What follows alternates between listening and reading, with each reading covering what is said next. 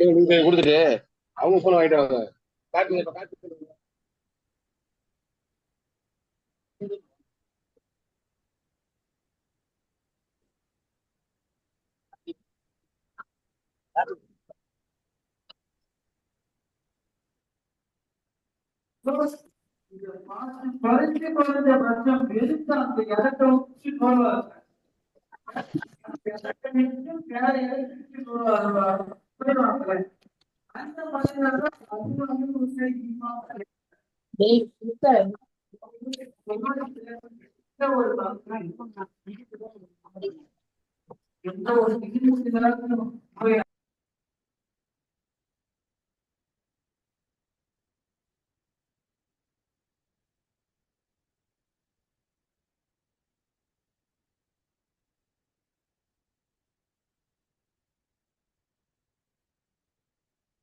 நெஞ்சம் நிறைந்த பிரார்த்தனையையும் வாழ்த்துக்களையும் நினைவுகளிலே பதிவிட்டு நிகழ்ச்சியை தொடங்குகிறேன். ஹெல்த் மேனேஜ்மெண்ட், உடல்நலன் மேலாண்மை அப்படின்ற தலைப்பில் இன்னைக்கு 25வது நாள். இது ஒரு வெள்ளி விழா கொண்டாட்டம். இன்னைக்கு இது குடியரசு தின விழா. ஆங்கிலேயரிடமிருந்து நாம் சுதந்திரத்தை பெற்று ஒரு 2-3 ஆண்டுகள் இதற்காக நம் நாட்டின் எல்லா விதமான பணிகளையும், அரசு பணிகளை எல்லாம் செப்பனிட்டு சீர்படுத்தி இது குடியரசு நாடாக அறிவிப்பு செய்யப்பட்ட நாள் இது. இந்த நாளில் நாம் 25வது வாரத்தை கொண்டாடி கொண்டிருக்கின்றோம். ஆக 2 விதமான கொண்டாட்டங்களை நாம் நம்ம ஈடுபடுத்தி கொண்டிருக்கின்றோம். உடல்நலன் மேலாண்மை அப்படின்ற தலைப்பில் 4 துணை தலைப்புகள்: அழகின் சிரிப்பு, ஆரோக்கியத்தின் அழைப்பு, மனதோடு பேசுவோம், இயற்கையோடு இணைவோம். இந்த 4 தலைப்பில் தான் நம்ம பேசிகிட்டு இருக்கிறோம். இப்போ இதில் போன வாரம் நம்ம அழகின் சிரிப்பில் தான் முடித்தோம். இன்றைக்கி மறுபடியும் அழகின் சிரிப்பிலேயே நம்ம ஆரம்பிப்போம். அழகின் சிரிப்பில் உடம்பை நம்ம எப்படி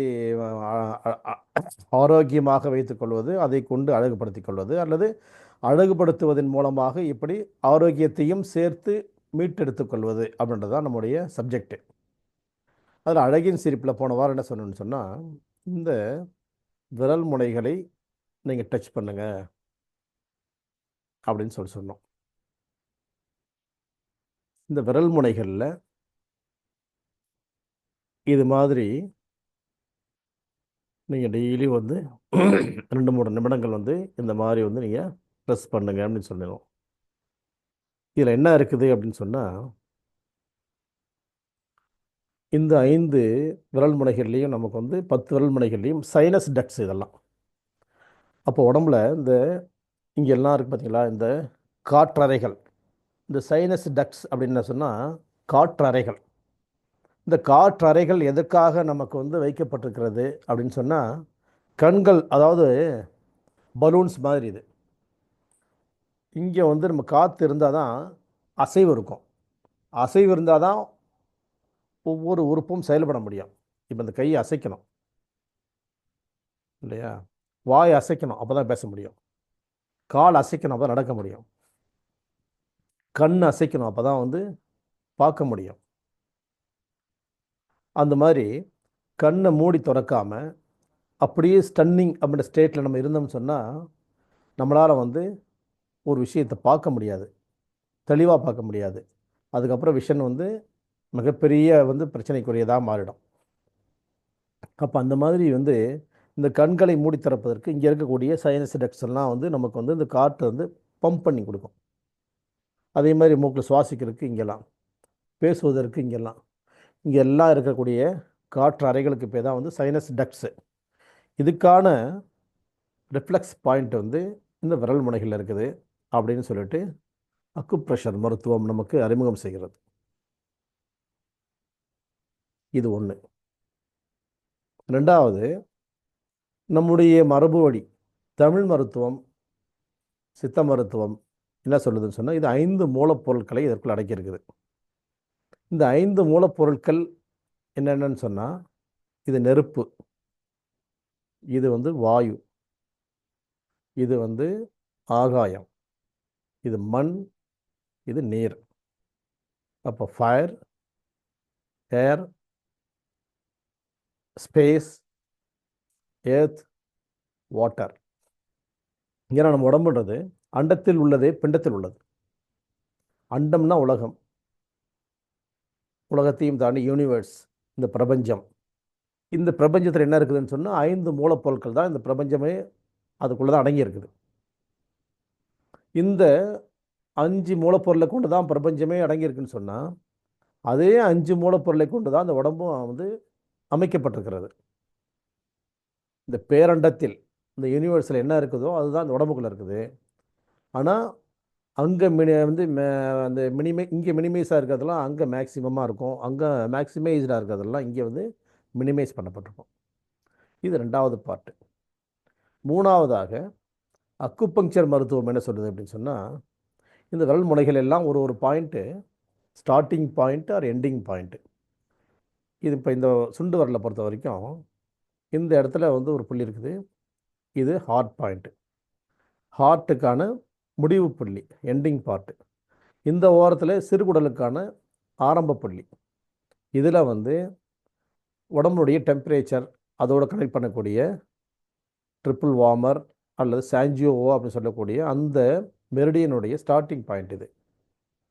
இது நமக்கு உடம்புல பெரிகார்டியம் அப்படின்னு சொல்லக்கூடிய இதய உறை. இதயம்ன்றது 2 பார்ட்டால் ஆனது, மயோகார்டியம் அண்ட் பெரிகார்டியம். அது கவர் ஆஃப் த ஹார்ட், அதுதான் பெரிகார்டியம். அது ரொம்ப ரொம்ப முக்கியமான விஷயம். அந்த இடத்த அதை தொடக்கூடியது இந்த இடத்துல P9 அப்படின்னு சொல்லக்கூடிய பெரிகார்டியம் 9 பாயிண்ட் இங்கே முடியுது. அதே மாதிரி இந்த விரலில் லார்ஜ் இன்டெஸ்டைன் 1, லார்ஜ் இன்டெஸ்டைன் 1 இது லங் சேனலுடைய லாஸ்ட் பார்ட்டு LU11. இந்த லார்ஜ் இன்டெஸ்டைன் 1 அப்படின்றத பற்றி நம்ம நிறைய விஷயங்கள் பேசியிருக்கிறோம். ஏன்னா பெருங்குடல், லார்ஜ் இன்டெஸ்டைன் அப்படின்னு சொன்னால் பெருங்குடல் இதோட கனெக்ட் ஆகுது அப்படின்னு சொன்னால் பெருமூளையோடு கனெக்ட் ஆகுது. எப்படி?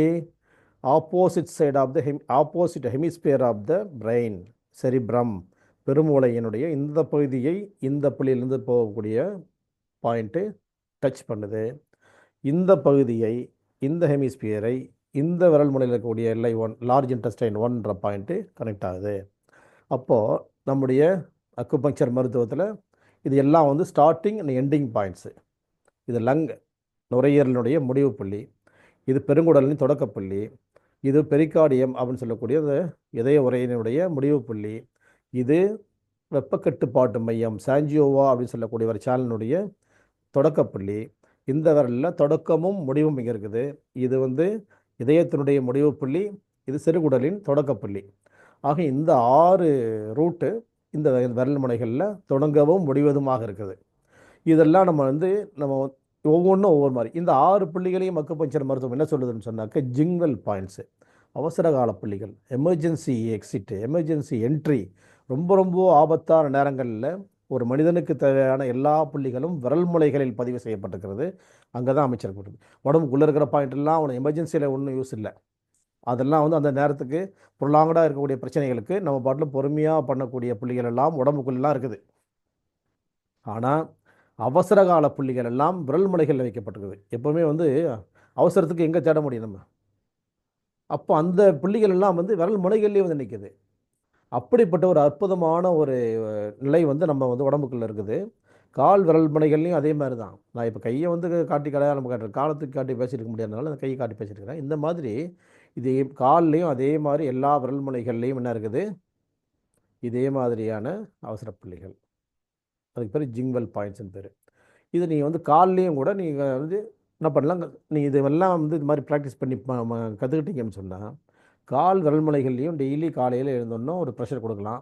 இல்லை காலை கழுவ போகும்போதாவது, குளிக்க போகும்போதாவது உட்காந்து அந்த இடத்துல எல்லாம் ப்ரெஸ் பண்ணலாம். ஏதாவது ஒரு டைமில் உங்களுக்கு கன்வீனியன்ட் டைம் எதுன்னு பார்த்து அந்த டைமில் அந்த மாதிரி பாயிண்ட்டுகளை ப்ரெஸ் பண்ணிங்கன்னு சொன்னால் உடம்புக்குள்ளே இருக்கக்கூடிய எல்லா விதமான இடங்களுக்கும் போக வேண்டிய, எல்லா உறுப்புகளுக்கும் போக வேண்டிய சக்தி ஓட்டம் சீராக நடைபெறும். சக்தி ஓட்டம்னா என்ன அப்படின்றது சக்தி ஓட்டம்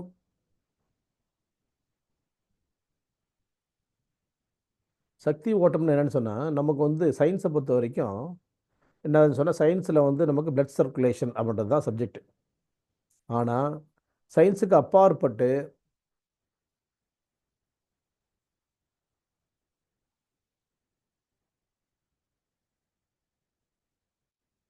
சயின்ஸுக்கு அப்பாற்பட்டு நம்ம ட்ரெடிஷ்னலாக நம்ம வந்து இந்திய பாரம்பரிய மருத்துவ முறைகளாக இருக்கட்டும், இல்லை சீன பாரம்பரிய மருத்துவ முறைகளாக இருக்கட்டும், அவங்க என்ன சொல்லி தராங்கன்னு சொன்னால், இது எல்லாம் சக்தி ஓட்டம் அப்படின்னு உடம்புக்குள்ள சக்தின்னு ஒன்று இருக்குது. நம்ம வந்து சாதாரணமாக பேசிக்கிறோம், உடம்பு சத்தே இல்லை, ஒரு பொருள் எடுக்கிறதுக்கு ஒரு பையன் வந்து எடுக்க முடியாமல் எடுக்கிறான்னு சொன்னால் அது அவனுக்கு சக்தி இல்லைன்னு நம்ம சொல்கிறோம்.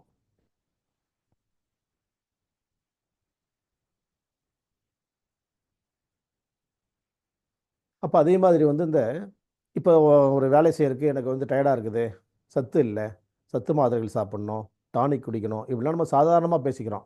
ஆனால் சத்துன்றது எது அப்படின்னாக்கா, அது வந்து சயின்ஸ் சொல்லித் தரக்கூடிய விஷயங்கள் வந்து இந்த மினரல்ஸ், விட்டமின்ஸ் இந்த மாதிரியான லிஸ்ட் அவுட் பண்ணி கொடுப்பாங்க. ஆனால் ஒரு ஆற்றல், நம்ம வந்து தண்ணி குடித்தால் ஒரு சக்தி கிடைக்குது, தூங்கி எந்திரிச்சா ஒரு சக்தி கிடைக்குது, ஒரு உற்சாகம் கிடைக்குது, அதே மாதிரி சாப்பிட்டா ஒரு உற்சாகம் கிடைக்குது. உற்சாகம் இதெல்லாம் நமக்கு கிடைக்குதோ, அதெல்லாம் அதன் மூலமாக நம்ம உடம்பு என்ன பண்ணுதுன்னா சக்திகளை உள்வாங்கிக் கொள்கிறது. இதுதான் வந்து இந்த விஷயத்தை தான் வந்து நம்ம என்ன பண்ணோம், சிம்பிளாக வந்து இந்த மாதிரி நீங்கள் டச் பண்ணுங்க அப்படின்னு போன வாரம் சொல்லி முடித்தேன் நான். அதனால என்ன பயன்கள்ன்றதை வந்து நம்ம வந்து இப்போ அதை பற்றி தான் நம்ம பேசிகிட்டு இருக்கிறோம். ஏன்னா இதை வந்து போன வாரம் விளக்கம் கொடுக்குற அளவுக்கு டைம் இல்லை. இன்றைக்கும் வந்து இன்டர்நெட் கொஞ்சம் ப்ராப்ளமாக இருக்குது. அதனால் வந்து நீங்கள் கவனமாக பாருங்கள், கற்றுக்கணும். நீங்கள் எல்லா விஷயமும் கற்றுக்கணும். இந்த விரல் முனையில் டச் பண்ண போகும்போது ஒவ்வொரு மருத்துவமும் ஒவ்வொரு விதமான செய்திகள் நம்ம தருது. சரி, அதே மாதிரி இந்த இந்திய பாரம்பரிய மருத்துவங்களில் வந்து தமிழ் மரபு மருத்துவம் வந்து சித்த மருத்துவம்னு சொல்கிறோம் இல்லையா, அது மாதிரி யோகான்ற ஒரு பாட்டு இருக்குது அதில். யோகாவில் இதெல்லாம் முத்திரைகள்.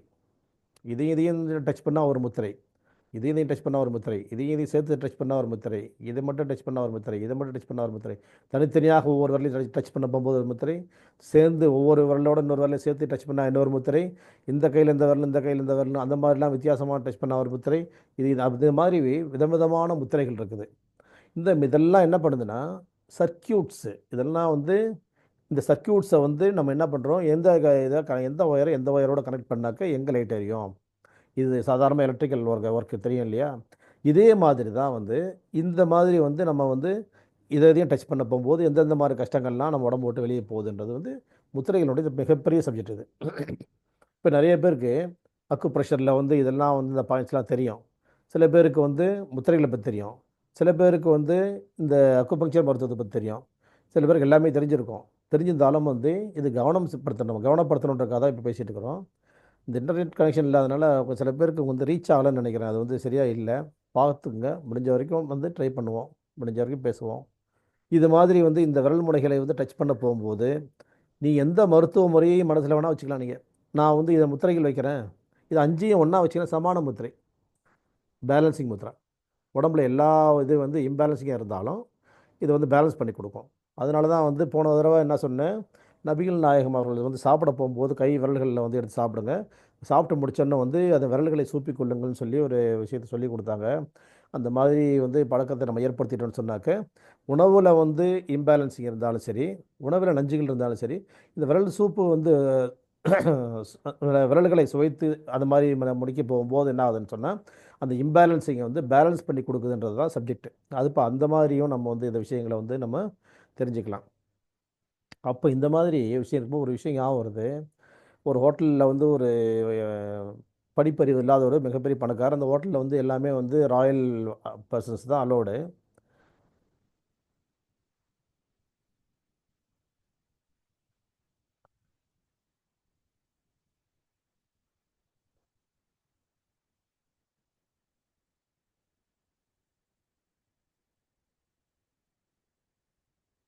உங்களுக்கு லிங்க் உங்களுக்கு ஓப்பன் ஆகிடுச்சான்னு கேட்குறாங்க ஒவ்வொருத்தர். இது மாதிரி மெசேஜ் போடுறாங்க. எல்லாருக்கும் வந்து ஓப்பனாக இருக்குதா, கிளாரிட்டி இருக்குதா, பேசுகிறது கேட்குதான்னு எனக்கு தெரியல.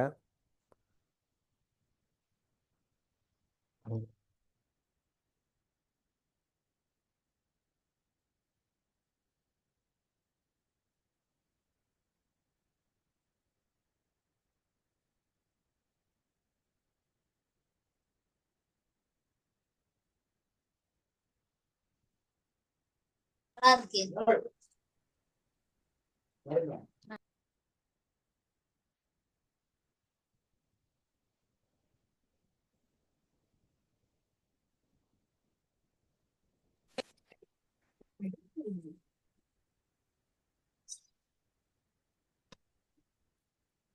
போன வாரம் நம்ம வந்து பேசின இந்த விரல் முனைகளை பற்றி தான் இப்போ பேசிகிட்டு இருக்கிறோம். சில பேர் லிங்க் ஓப்பன் ஆகலைன்னு சொல்கிறாங்க. இப்போ ஓப்பன் ஆகிடுச்சான்னு பாருங்கள், செக் பண்ணுங்க நீங்கள் எல்லாரும். இப்போ இந்த விரல் முனைகள் என்ன இருக்குது, அக்குப்ரெஷர் மருத்துவம் என்ன சொல்லுது, இதெல்லாம் வந்து சைனஸை கரெக்ட் பண்ணக்கூடிய இடங்கள். முகத்தில் சைனஸ் டக்ஸ் இருக்குது. ஒவ்வொரு சைனஸ் டக்ஸும் வந்து ஒரு ஏர் பேக் மாதிரி. இந்த ஏர் பேக் எதுக்காக வந்து நமக்கு இருக்குதுன்னு சொன்னாக்க, அசைவை கொடுப்பதற்காக. காற்று இருந்தால் தான் அசைய முடியும் இல்லையா? கையை வந்து அசைக்கணும்னா எனர்ஜி, கண் அசைக்கணும்னா பார்க்கணுன்னா கண் அசைக்கணும், பேசணுன்னா வாய் அசைக்கணும். இதுக்கெல்லாம் வந்து அந்த காற்று அறைகள் அங்கே சுற்றி இருக்கக்கூடிய சைனஸ் டக்ஸ் நமக்கு வந்து யூஸ் ஆகிட்டு இருக்குது. அந்த சைனஸ் டக்ஸில் வந்து தண்ணி வந்து நிற்க போகும்போது தான் சைனஸ் ப்ராப்ளம், சைனசைட்டிஸ், ஐடிஐஎஸ், இன்ஃப்ளமேஷன் இந்த சைனஸ் டக்ஸ் அப்படின்றது நமக்கு வந்து அறிவியல் சொல்லித்தரக்கூடிய பாடம். அப்போது இந்த விரல் முனைகள் எல்லாம் நம்ம வந்து இப்படி அழுத்தம் கொடுக்க போகும்போது சைனஸ் அப்படின்ற பிரச்சனையை விட்டு நம்ம வெளியே வரலாம். சைனஸ் அப்படின்ற பிரச்சனையை விட்டு நம்ம வெளியே வரலான்றது தான் ஃபஸ்ட்டு அக்குப்ரெஷர் மூலமாக தெரிஞ்சுக்கக்கூடிய ஒரு செய்தி. அதுக்கு அப்புறமாக நம்ம என்ன பண்ணலான்னு சொன்னால், அடுத்ததாக நம்ம வந்து என்ன பண்ணோம், அக்குபங்க்சரில் வந்து எப்படி இருக்குது, சித்த மருத்துவத்தில் எப்படி இருக்குன்னு சொல்லி சொன்னோம். சித்த மருத்துவத்தில் இது 5 மூலப்பொருட்களை உள்ளடக்கிதான் இருக்குதுன்னு பேசிகிட்டு இருந்தோம். இப்போ நம்ம இந்த 5 மூலப்பொருட்கள் அப்படின்னு சொன்னாக்க, இன்னைக்கு இப்போ யூனிவர்ஸில் என்ன இருக்குதோ அதுதான் உடம்புக்குள்ளேயே இருக்குது. உடம்புல என்ன இருக்கோ அதான் யூனிவர்ஸில் இருக்குது. அதுதான் அண்டத்தில் உள்ளது பிண்டத்தில் உள்ளதுன்னு பேசணும் நம்ம. அப்போ அண்டத்திலும் பிண்டத்திலும் இருக்கிறதெல்லாம் என்னவா இருக்கும் அப்படின்னு சொன்னாக்க, அந்த 5 மூலப்பொருட்கள் தான். இது வாட்டர், இது எர்த்து, இது வந்து ஸ்பேஸு, இது ஏர், இது ஃபயர். இந்த 5ஐயும் வந்து நம்ம அப்படி டச் பண்ண போகும்போது 5 மூலப்பொருட்கள் உடம்புல சமநிலை இல்லாமல் இருந்துச்சுன்னு சொன்னால், அவற்றை எல்லாம் சமநிலைப்படுத்தக்கூடியதாக வந்து இது வந்து நமக்கு பேலன்ஸ் பண்ணி கொடுக்குது இந்த விஷயம் அப்படின்றத வந்து அடுத்த விஷயமா நம்ம பேசியிருந்தோம். இப்போது மூன்றாவதாக வந்து இதெல்லாம் acupuncture points, jingle points. Jingle points சொன்னால் அவசர காலத்தில் பயன்படக்கூடிய புள்ளிகள் இங்கே முறையில் இருக்குது. இது வந்து ஹார்ட் 9, இது எஸ்ஐ சிறுகுடலினுடைய முதலாவது புள்ளி, இது வெப்பக்கட்டு பாண்டு மையத்தினுடைய முதலாவது புள்ளி, இது பெரிகார்டியம் இதய உரையினுடைய கடைசி புள்ளி, இது வந்து பெருங்குடலுடைய முதலாவது புள்ளி, இது வந்து நுரையீரலினுடைய கடைசி புள்ளி. ஆக மொத்தம் இதெல்லாம் இதே மாதிரி கால் 5 விரலையும் 5 விதமான புள்ளிகள் இருக்குது. இது எல்லா விரல் முனைகள்லையும் இருக்கக்கூடிய புள்ளிகள் எல்லாம் அவசரமான நேரங்களில் உயிர் காப்பாற்றுவதற்கு பயன்படக்கூடிய அற்புதமான புள்ளிகள் அப்படின்றத பற்றி பேசிகிட்டு இருந்தோம். இதெல்லாம் வந்து நிறைய பேர் கவனிக்க முடியல போட்டிருக்கு. பார்க்கலாம். இந்த புள்ளிகளை வந்து இப்படி டச் பண்ண போகும்போது நீங்கள் அக்குபங்க்சர் நினச்சி பண்ணிங்கன்னா அவசரகால புள்ளிகளை நீங்கள் பயன்படுத்துகிறீங்க. அப்புறம் அதே மாதிரி ரிஃப்ளெக்ஸாலஜியில் நீங்கள் டச் பண்ணுறீங்கன்னு சொன்னால் நீங்கள் சைனஸ் எல்லாம் கரெக்ட் பண்ணிக்கிறீங்க. அதே மாதிரி வந்து நீங்கள் வந்து இப்போ சித்த மருத்துவத்தில் பார்க்க போகும்போது 5 எலிமெண்ட் 5 மூலப்பொருட்களை நீங்கள் பேலன்ஸ் பண்ணிக்கிறீங்க. அப்படி இல்லைன்னு சொன்னால் நம்ம யோகா மருத்துவத்தில் வந்து இது வந்து முத்திரைகள், இது டச் பண்ண ஒரு முத்திரை, இது டச் பண்ண ஒரு முத்திரை, இது டச் பண்ண ஒரு முத்திரை, இது டச் பண்ண ஒரு முத்திரை, இது 2 ஒன்றா சேர்ந்த ஒரு முத்திரை, இது 2 ஒன்றா டச் பண்ண ஒரு முத்திரை, இது 2 ஒன்றா டச் பண்ண ஒரு முத்திரை, அப்புறம் வந்து இந்த விரல் இந்த கையில் இந்த விரலையும் இந்த விரல் இந்த கையிலையும் டச் பண்ண ஒரு முத்திரை. இப்படி விதவிதமான ஆயிரக்கணக்கான முத்திரைகள் இருக்குது. ஒவ்வொரு முத்திரைகளும் என்ன செய்யுது, நமக்கு வந்து ஒவ்வொரு விதமான சர்க்கியூட்ஸை கொடுக்குது. ஒரு முத்திரையை நம்ம டச் பண்ண போகும்போது ஒரு சர்க்கியூட், ஒரு லைட் எரியுது, இன்னொன்றுக்கு ஃபேன் லைட் எரியுது, ஃபேன் இது, இன்னொன்றுக்கு வந்து ஏசி கனெக்ட் பண்ணுது. அந்த மாதிரி உடம்புக்குள்ளே ஒவ்வொன்றும் ஒவ்வொரு விதமான வேலைகள் செய்கிறது. அற்புதமான இந்த வேலைகள் செய்வதன் மூலமாக உடலை சமநிலைப்படுத்திக் கொள்வதற்கான வாய்ப்பை முழுமையாக இந்த விரல்களை வந்து டச் பண்ணுவதன் மூலமாக நாம் பெற்றுக்கொள்கின்றோம் சொல்லிட்டு நான் என்ன சொன்னேன், ஒரு கதை ஒன்று சொல்லலான்னு சொன்னேன், சின்ன கதை ஒன்று. அந்த மாதிரி வந்து ராயல் பர்சன்ஸுக்கெல்லாம் வந்து ஒரு ஹோட்டலில் வந்து அட்மிட்டடு, மற்றவங்களாம் அனுமதி இல்லை. அப்போ ஒரு கிராமத்து ஆள் ஒரு பெரிய பணக்காரர் ஆகிட்டார். அவருக்கு அந்த கிராமத்தில் வந்து அந்த ஹோட்டலில் வந்து அவர் சாப்பிட வராரு. அப்போ அங்கே இன்னொரு பெரிய வந்து ஒரு எஜுகேட்டட் பர்சன் வந்து உட்காந்து கோட் சூட்லாம் போட்டு சாப்பிட்ருக்காரு. எல்லாமே கோட் சூட்டோடு தான் இருக்கிறாங்க. இவர் மட்டும் வந்து அந்த மாதிரி இல்லாமல் சாதாரண உடையில் உட்காந்து சாப்பிட்ருக்காரு. சாப்பாடு என்ன கேட்குறாரோ அதை வந்து கொடுக்க போகும்போது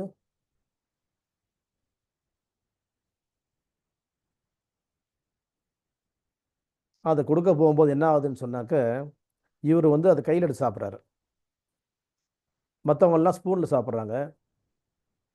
இவர் சொல்கிறாரு வந்து இப்போ அவங்க சொல்கிறாங்க இந்த ஆளை வந்து நீங்கள் அட்மிட் பண்ணீங்கன்னு சொன்னால் நாங்கள்லாம் இந்த ஹோட்டலை விட்டு வெளியே போயிடுவோம், நாங்கள் இந்த வந்து இந்த இதில் வந்து நாங்கள் வெளியே வந்துடுவோம், அப்போ வந்து இந்த ஹோட்டலுக்கு மிகப்பெரிய லாஸ் ஆகிடும் பார்த்துக்குங்கன்னு அவங்க சொல்கிறாங்க.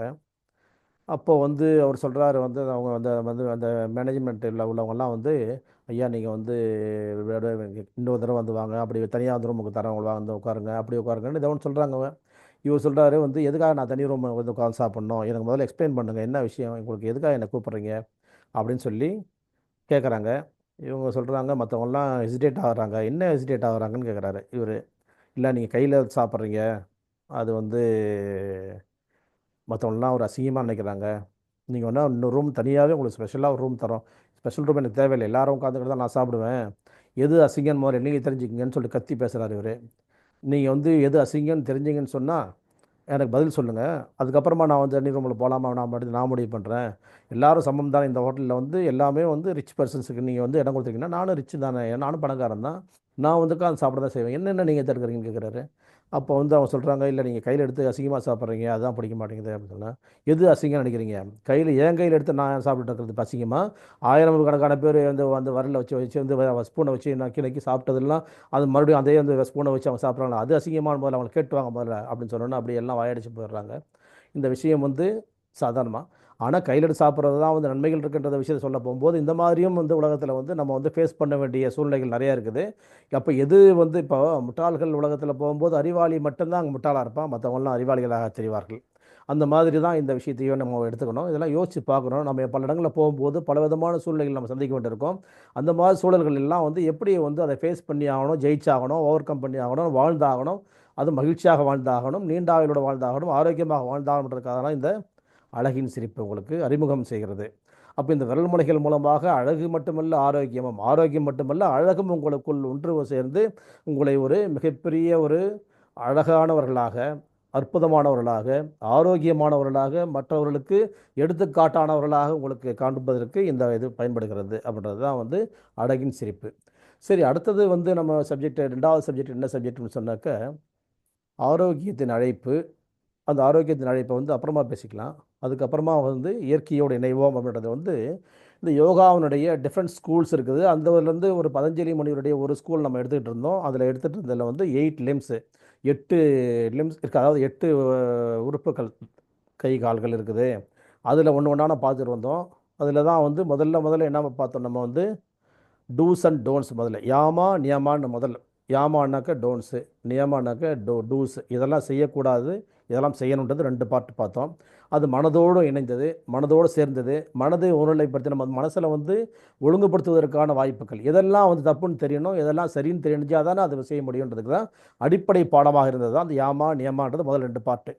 3வது part asanas. Asanas physical structure, எப்படி மெயின்டைன் பண்ணணும், எப்படி உட்காந்துக்கணும், எப்படி குனியணும், எப்படி நிமிரணும், நம்ம குனியது கிடையாது, நிமிறது கிடையாது, அசையது கிடையாது, லேட்ரல் சைடில் அந்த பெண்டிங் கிடையாது, இப்படிலாம் வந்து விதமாக நம்மகிட்ட வந்து எந்த விதமான ஆக்டிவிட்டீஸும் நம்மகிட்ட கிடையாது.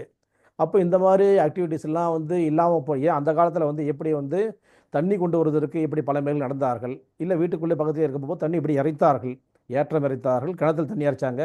அதே மாதிரி எப்படி வந்து நெருப்புக்கு வந்து சுள்ளி பொறுக்கி கொண்டு அங்கே தான் அலைஞ்சு மரத்தில் வந்து அங்கே போய் காட்டுக்குள்ளெலாம் போய் கொண்டு வந்தாங்க. அதே மாதிரி வந்து வீட்டுக்குள்ளே வந்து எப்படி குனிஞ்சி அடுப்பை ஊதினார்கள், எப்படி வந்து அம்மிக்கல்லில் அரைச்சாங்க, அப்புறம் ஆட்டுக்கல் அரைச்சாங்க. இப்படி ஒவ்வொரு விதமாக விதமான வேலைகளை எல்லாம் மனிதன் வந்து இப்படி வந்து உடல் உழைப்பை கொடுத்து அவன் செய்து கொண்டிருந்தான் என்பதிலிருந்து எந்த உழைப்புமே இல்லாமல் இப்போ நம்ம இருக்கிறோம். அந்த மாதிரி ஆக போகும்போது அந்த உழைப்பில்லாத ஒரு சூழலில் நம்ம வந்து அப்படியே வந்து நம்ம வந்து இப்படியே இருந்துட்டு போகிறோம். மேலேயே உட்காந்து, மேலேயே சாப்பிட்டு, மேலேயே டாய்லெட் போயிட்டு, மேலேயே வந்து வேலை பார்த்து, மேலேயே உட்காந்து வண்டி ஓட்டி, அப்படி மேலேயே இருந்துட்டு போகிறோம். அப்போ முழங்கால்களுக்கும் அது கீழே உள்ள இடுப்புக்கும் முழங்கால்களுக்கும் கால் பகுதிக்கு பாதத்திற்கும் எந்த வேலையும் இல்லாமல் நம்ம உட்காந்துருந்து அப்படியே நகர்ந்து போயிட்டு நகர்ந்து வந்துடுறோம். இதனால் நமக்கு என்னென்னலாம் வந்து கஷ்டங்கள் இருக்கோ அதெல்லாம் நமக்கு தெரியாமையே நம்ம என்ன பண்ணுறோம், அதுக்கு மருந்து மாத்திரைகளை தேடி தேடி அள்ளி அள்ளி கொட்டிக்கிட்டே இருக்கிறோம். குப்பை தொட்டிக்குள்ளே போய் குப்பைகளை கொட்டுற மாதிரி மருந்து மாத்திரை சாப்பிட்டு உட்காந்துக்கிறோம். அப்போது இந்த மாதிரி ஃபிசிக்கல் மூவ்மெண்ட் வேணுன்றது தான் ஆசனங்களை பற்றி நம்ம பேசுகிறோம். அப்போ ஃபிசிக்கல் நம்ம வந்து ஏன் ஃபிசிக்கல் எக்ஸசைஸ் பண்ணக்கூடாது, ஏன் ஆசனங்கள் செய்யணும்னு சொன்னாக்கா அது வந்து மூச்சோடு சேர்ந்தது. வாழ்வுன்றது மூச்சோடு சேர்ந்தது, அது மூச்சோடு சேர்ந்து ஒருங்கிணைந்து சேர்ந்தது, ஃபிசிக்கல் மென்டல் ப்ளஸ் ப்ரீத்திங். அப்போது இந்த மென்டலோடு சேராது, மனதோடு சேராது, எதுலையுமே பயன்படாது. வெறுமனே வந்து சும்மா அப்படி இப்படி என்ன அப்படி இப்படி இப்படி இப்படி பண்ணிட்டோம்னு சொன்னால் அது எக்ஸசைஸ் கிடையாது. அது அந்த இடத்துல நம்ம கான்சன்ட்ரேஷன் கவனம் செலுத்தணும் அந்த இடத்துல. அதே மாதிரி வந்து மூச்சையும் நம்ம ஒன்று சேர்க்கணும். உடலையும் மனதையும் மூச்சையும் ஒன்றிணைப்பது தான் யோகா. அப்போ வந்து அந்த இடத்துல வந்து அந்த ஃபிசிக்கல் யோகா ஆசனங்கள் அப்படின்றது வந்து ஒரே இடத்துல எப்படி வந்து ஸ்டேபிளாக நிறுத்துறது, நின்ற நிலையில் எப்படி, உட்கார்ந்த நிலையில் எப்படி, பலவிதமான வந்து ஆசனங்கள் இருக்குதுன்றதான் போன வாரம் 3வது வாரத்தில் பேசணும். 4வது வாரத்தில் வந்து நமக்கு வந்து பிறக்க போகும்போது நமக்கு வந்து அது வரைக்கும் 10 மாசமா உள்ள இயங்காத ஒரு உறுப்பு நுரையீரல், கூடவே சேர்ந்து பெருங்குடல். அது குழந்தை பிறந்த உடனே தான் வந்து அந்த 2 ஆர்கனும் ஒர்க் பண்ண ஆரம்பிக்குது. அது வரைக்கும் டெத் வரைக்கும் அது வந்து நான் ஸ்டாப்பாக போயிட்டு இருக்குது. அதை என்ன பண்ணணும், நம்ம கண்ட்ரோல் பண்ணி சேனலைஸ் பண்ணி யூஸ் பண்ணணும். நம்ம வந்து சும்மா அப்படியே இஷ்டத்துக்கும் வந்து அந்த மூச்சை யூஸ் பண்ணிட்டோம்னா அந்த மூச்சு பை காலியாகி போய் சீக்கிரமாக நம்ம வந்து செத்து போகக்கூடிய வாய்ப்பு இருக்குது. அதனால நம்ம வந்து என்ன பண்ணணும்னு சொன்னால், அந்த மூச்சை எப்படி நாம் ஒழுங்குபடுத்திக் கொள்வது அப்படின்ற இடத்துல வந்து நாம் அதை கற்றுக்கொள்ள வேண்டும். அதான் பிராணாயாமா அப்படின்னு சொல்லக்கூடிய 4வது பார்ட்னு பார்த்தோம். 5வது பார்ட் வந்து பிரத்யாகாரா. ஆகாரான்னாக்க உணவு, பிரத்யா அப்படின்னா நாம் வித்ட்ராயல் பார்ப்பதன் மூலமாக நாம் வந்து இந்த கண்கள் வந்து எவ்வளவோ கோடானுகோடி காட்சிகளை சாப்பிட்டு கொண்டிருக்கிறது. கேட்பதன் மூலமாக தேவையில்லாதையோ தேவையானதையோ நிறைய வந்து காதுகள் உள்வாங்கி கொண்டிருக்கிறது. அதே மாதிரி நம்ம பேசுவதன் மூலமாக நிறைய விஷயங்களை பேசுவதன் மூலமாக நம்முடைய எனர்ஜியை நம்ம செலவு பண்ணிட்டு உட்காந்துக்கிறோம். இதெல்லாம் எப்படி காமிக்குதுன்னு சொன்னால், சுற்றி நம்ம வீட்டுக்குள்ளே வந்து ஏகப்பட்ட பேர் வந்து சுற்றி உட்காந்துருக்கிறாங்க, லைட்டெல்லாம் எரியுது. ஆனால் நம்மளை தூங்குன்னு சொன்னால் நம்மளால் தூங்க முடியுமா? நம்மளுடைய உடம்பு வந்து அப்படி தான் நம்ம வச்சிட்டு இருக்கிறோம். அதுலேருந்து நம்ம வித்ட்ரா பண்ண கற்றுக்கணும். இதெல்லாம் விலகி நம்ம எல்லாத்தையும் எல்லாத்தையும் கண்ணில் போட்டுக்கிட்டு, எல்லாத்தையும் காதில் போட்டுக்கிட்டு, எல்லாத்தையும் மூளையில் போட்டுக்கிட்டு இப்படியே வாழ்ந்தோம்னு சொன்னால் நம்முடைய வாழ்க்கை வந்து ஸ்திரமானதாக இருக்காது, ஆரோக்கியம் உள்ளதாக இருக்காதுன்றது தான் அந்த பகுதியில் நான் பார்த்தோம். 5வது பகுதி. அந்த பகுதிக்கு பேர் பிரத்யேகாரா. 6வது பகுதி வந்து தாரணா. தாரணான்னா இந்த மாதிரி எல்லாத்தையும் வித்ட்ரா பண்ண கற்றுக்கிட்டோம். ஒன்று எல்லாத்தையும் விட்டு வித்ட்ரா பண்ண கற்றுக்கிட்டோம்னா கான்சன்ட்ரேஷன், கவனம் செலுத்துதல். அப்போ கவனம் செலுத்துதல் அப்படின்றது தான் வந்து இந்த இடத்துல வந்து 6வது பார்ட். எப்படி கவனம் செலுத்தணும்? நமக்கு பலவிதமான தொழில்கள் தெரியும். எந்த தொழிலையும் செய்ய வேண்டும். அதே மாதிரி நம்ம வந்து கல்யாணம் பண்ண போகிறோம். பல பெண்களை பார்ப்போம். பலவிதமான ஆண்களை பார்க்க வேண்டியிருக்கும் பெண்கள். அப்படி வந்து வயசு வருஷம் அப்படி பார்க்க போகும்போது அவங்களுக்கு வந்து எந்த மாதிரியாக பிடிக்கும். அப்போ எந்த மாதிரி செலக்ட் பண்ணணும் அவங்களுக்கு. அவங்களுக்கு மனதுக்கு பிடித்த மாதிரி எந்த கல்வியிலையா, அழகுலையா, அந்தஸ்துலையா அப்படின்றத பார்த்து அந்த மாதிரி செலக்ட் பண்ணுறதுக்கு நம்ம வந்து அந்த ஒருநிலைப்படுத்த தெரிஞ்சுக்கணும். எதுவாக இருந்தாலும் எல்லாமே இப்படி இப்படின்னு அலப்பாஞ்சம் சொன்னால் எதுவுமே செய்ய முடியாது. அதே மாதிரி ஒரு வேலையை எடுக்க போகும்போது நிதானமாக ஒரு வேலையை செய்யணும். நிதானமாக இல்லாமல் ஒரு பரபரப்பு காமிச்சோம்னு சொன்னால் அது வந்து இப்போ செவனில் ஒரு டீ டம்ளர் வந்து கண்ணாடி டம்ளரில் டீ எடுத்துகிட்டு வரோம். நம்ம வந்து பரபரப்பாக வந்தோம்னா அது கீழே போட்டு உடச்சி அந்த வந்து அந்த டீ வீணாக போகுது, அந்த கிளாஸும் வீணாக போகிறது மட்டும் இல்லாமல் அது கையில் காலில் குத்தி குத்தி அந்த கூட இருக்கிறவங்களுக்கும் சேர்ந்து சாதாரணங்களில் நோய்களையும் இந்த மாதிரி காயங்களை ஏற்படுத்துது. அப்படின்ற சின்ன விஷயம் தான். கண்ணாடி டம்ளர் தான் வந்து எப்படி கவனமாக வச்சுக்கொள்ள வேண்டுமோ அதுதான் வந்து நம்முடைய மைண்டு, மனசு. இந்த மனசை வந்து கண்ணாடி மாதிரி இருக்கக்கூடிய அந்த மனசை எப்படி ஒருநிலைப்படுத்தி ஒரு விஷயத்துக்குள்ளே கான்சன்ட்ரேட் பண்ணணும். நாம் என்ன செய்ய வேண்டும், இன்றைய பொழுது நம்ம எப்படி கழிய வேண்டும் அப்படின்னு நாம் தான் தீர்மானிக்கணும். அது வந்து அது கையில் நம்ம விடக்கூடாது. மனசு கையில் நம்ம விட்டுட்டு நம்ம அது பின்னாடியே போயிட்டு இருக்க முடியாது. நாம் தீர்மானிக்க தெரிஞ்சிட்டோம்னு சொன்னால் நம்ம வாழ்க்கை வந்து மிக மிக ஸ்திரமாகும். எதெல்லாம் வந்து நம்ம தோல்வி அடைஞ்சு வெற்றி அடைய முடியலன்னு நினைக்கிறோமோ அதெல்லாம் வந்து வெற்றிகளாக மாறும். தோல்விகள் எல்லாம் வந்து என்ன என்ன செய்கிறோம், வெற்றி மாலைகளாக மாறி உங்கள் தோள்களை சுமக்கக்கூடியதாக இருக்கும். அப்படிப்பட்ட ஒரு விஷயத்துக்கு வந்து கவனம் செலுத்துதல் அப்படின்ற விஷயந்தான் வந்து இந்த தாரணா. அப்போ கான்சன்ட்ரேஷன் அப்படின்றது வந்து எப்படின்னா நமக்கு தெரியும். நம்ம ஒரு எக்ஸாமினேஷன் வந்தால் நம்ம கான்சன்ட்ரேஷன் எங்கே இருக்கும். நம்ம ஒரு மேரேஜ் ஃபிக்ஸ் பண்ணியிருக்கிறோம், நம்ம வீட்டில் ஒரு கல்யாணம் நடக்க போகுது அப்படின்னா அதுக்கு எப்படி நம்ம எப்படி கான்சன்ட்ரேஷன் இருக்கும். ஒரு இறப்பு நிகழ்ச்சியில் வந்து நம்ம எப்படி எல்லா வேலையும் ஒதுக்கி வச்சுட்டு அந்த விஷயத்துலேயே நம்ம கவனம் செலுத்திட்டு இருப்போம். அந்த மாதிரி வெரி இம்பார்ட்டண்ட் ஏரியாவில் வந்து டைமில் வந்து நாம் எப்படி கவனம் செலுத்துகிறோமோ அதை வந்து நாம் என்ன பண்ணணும்னு சொன்னால் எல்லா நேரங்களையும் அதை பயன்படுத்தணும். ஒரு ஃபங்க்ஷனுக்கோ இல்லை வந்து ஒரு ம், இந்த மாதிரி ஒரு மறைவு செய்திக்கோ இல்லை ஒரு வந்து ஒரு பரீட்சைக்கு போகும்போது மட்டுமே வந்து இந்த மாதிரி இருக்கக்கூடிய இந்த செய்தியை நம்ம என்ன செய்யணும்னு சொன்னால் அன்றாடம் செய்யக்கூடிய வேலைகள்லையும் நம்ம வந்து அந்த மாதிரி வந்து ஒழுங்குபடுத்தணும்னு சொன்னால் நமக்கு எதெல்லாம் வந்து தொய்வடைஞ்சு போயிருக்குதோ, எதெல்லாம் வந்து அப்படியே வந்து ஸ்டன் ஆகி போயிருக்குதோ, இதெல்லாம் வந்து இதெல்லாம் முடியாதுன்னு நினைக்கிறோமோ அந்த முடியாதுன்றதெல்லாம் முடியுமா முடியாதான்னு சொன்னால் முடியும். கண்டிப்பாக முடியும்.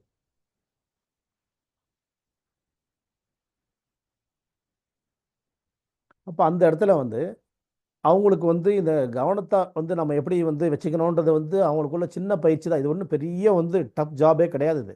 இது வந்து பெரிய வந்து யோகக்கலை நிபுணர் வந்து உட்காந்து உங்களுக்கு சொல்லித் தரணுன்ற விஷயமே இது கிடையாது. ஏன்னு சொன்னால் ரொம்ப ரொம்ப ஈஸி இது. இது சாதாரணமாக வந்து எப்படி ஒரு பரீட்சைக்கு போகிறவன் எப்படி கவனமாக படிப்பான், கவனமாக படிக்கிறவன் எப்படி வெற்றி பெறுவான். அதே மாதிரி ஒரு வேலைக்கு போகிறோம், நம்ம எப்படி வந்து ப்ரிப்பேர் ஆகி எத்தனை மணிக்கு போனாக்கா அங்கே வந்து இன் டைமில் போக முடியும். இது மாதிரி தான் வந்து நம்ம வந்து கவனம் செலுத்துதல். இப்போ இது டைம்லாம் வந்து சில பேர் நம்ம 15 நிமிஷம் அதிகமாக வச்சுக்குவாங்க, ஏன்னா அப்போ தான் வந்து கவனமாக கிளம்ப முடியும்னு சொல்லிட்டு.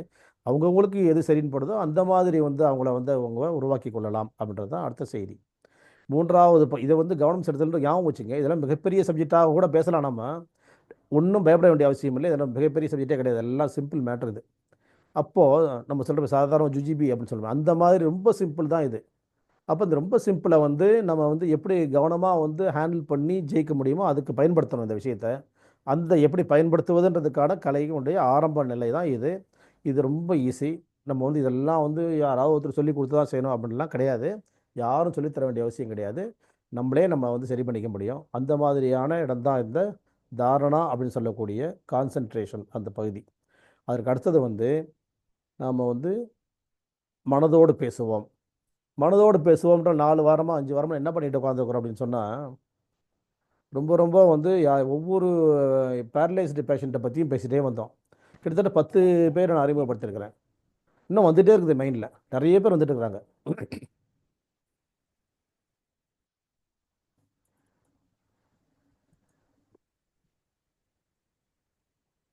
இந்த மாதிரி வந்து அதில் வந்து இன்னும் வந்துகிட்டே இருக்கிறாங்க. எவ்வளோ பேர் வேணால் லிஸ்ட் பண்ணிகிட்டே இருக்கலாம். இன்றைக்கி கூட இன்னும் 2 பேர் வராங்க. நான் வந்து முசிறின்ற ஊரில் வந்து ஒரு ட்ரீட்மெண்ட் பார்த்துட்டு இருந்தேன். முசிறிக்கு நான் வந்து ட்ரீட்மெண்ட் கொடுக்க போகும்போது முதலாக போகிற அன்றைக்கி எவ்வளோ பேஷண்ட் எனக்கு கொடுத்தாங்கன்னு சொன்னால் 100 பேஷண்ட் கொடுத்தாங்க. 96 பேர் 97 பேர் கொடுத்தாங்க. நான் வந்து 100 பேர், நான் வந்து சும்மா ஒரு செல்லமாக கோவப்பட்டேன். எதுக்காக வந்து 100 பேர் கேட்டு நீ 96 பேர் தான் கொடுத்தீங்கன்னு கேட்டேன். அந்த மாதிரி அவ்வளவு பேரை இன்ட்ரடியூஸ் பண்ண அந்த ஊரில் கிட்டத்தட்ட ஒரு 500 1000 பேஷண்ட் குரூப் ஃபேமிலிஸை நம்ம பார்த்துட்டு இருந்தோம். அவங்க என்ன பண்ணாங்கன்னு சொன்னால், ஒரு பேஷண்ட்டுக்காக நீங்கள் திருச்செங்கோடு போகிறீங்களான்னு கேட்டாங்க. எதுக்காகன்னு கேட்டேன். அங்கே வந்து ஒரு முக்கியமாக ஒரு பெராலிட்டிக் ஆகிடுச்சு ஒரு பேஷண்ட்டுக்கு, அவங்களால எங்கேயும் வர முடியாது, நீங்கள் பார்க்கணும்னு சொன்னாங்க. நான் சொல்லி இல்லை இல்லை, அந்த மாதிரிலாம் வந்து ஒருத்தருக்காகலாம் ஒரு ஊருக்கு நான் போக முடியாதுங்க அப்படின்னு மறுத்துட்டேன். அப்போ அவங்க என்ன பண்ணாங்க, முஸ்லிக்காரவங்க சொன்னாங்க, நாங்கள் இவ்வளோ ஃபேமிலி உங்கள்கிட்ட பார்க்குறோமே, எங்களோட சேர்ந்து அவரையும் பார்க்குறத நினச்சிட்டு நீங்கள் திருச்செங்கோடு போங்கன்னு சொன்னாங்க. என்ன விஷயம்னு கேட்க போகும்போது அவங்க சொன்னாங்க, பேரலைஸ்டு, அவர் வந்து பெராலிட்டிக் அட்டாக் ஆகிருக்கு பேஷண்ட்டுக்கு அப்படின்னாங்க. ஒருத்தருக்காக என்னால் போக முடியாதுங்க, நீங்கள் வந்து என்னை கட்டாயப்படுத்துறீங்களேன்னு சொன்னேன்.